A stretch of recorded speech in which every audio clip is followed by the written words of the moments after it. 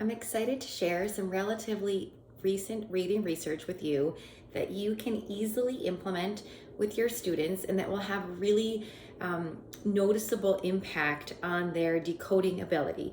So June 2020, Selenide Gomez-Frey and Linnea Airy published a study that looked at two different instructional techniques with decoding.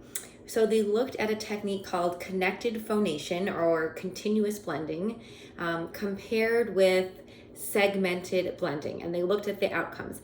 And they found that Connected Phonation yielded much greater results. And the students in the study were able to decode more efficiently and became stronger decoders than the students who were taught with the segmented blending. So let's look at these two techniques. So segmented blending I'll show you here. So segmented blending, this is the word slap would be this. You would guide the students to identify the sounds associated with the letters in this way. They would say s, oo, ah, p, s, oo, ah.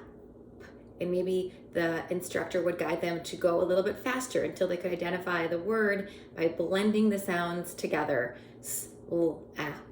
What's the word? Slap. So that is segmented phonation. So continuous blending is the technique that was found to have much better outcomes for students in their decoding ability. Continuous blending, or it's also called connected phonation. So this is what that looks like. Instead of segmenting the sounds, you guide students to blend them continuously. And the reason why I am covering up some of the sounds is because that is an instructional technique that really helps the students understand what is expected of them.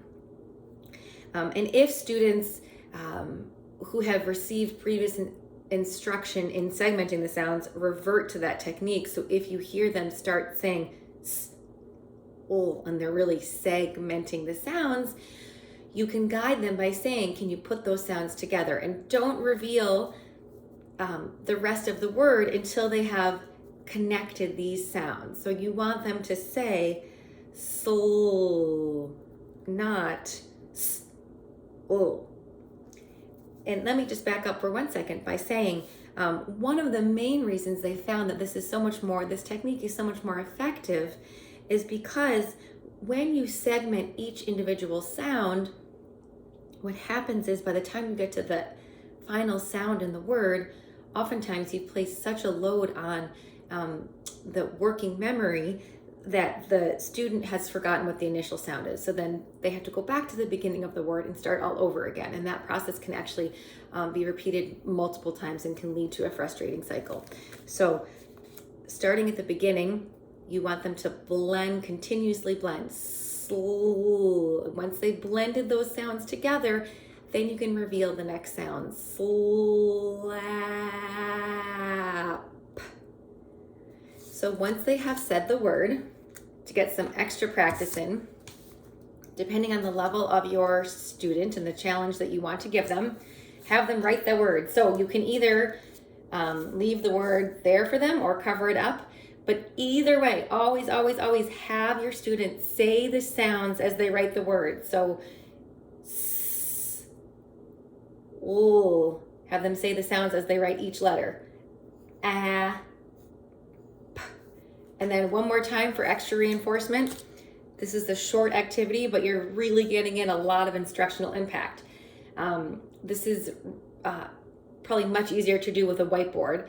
You can imagine with a whiteboard, it's easier to erase. So have them say each sound as they erase the letter. So s, ooh, ah, p.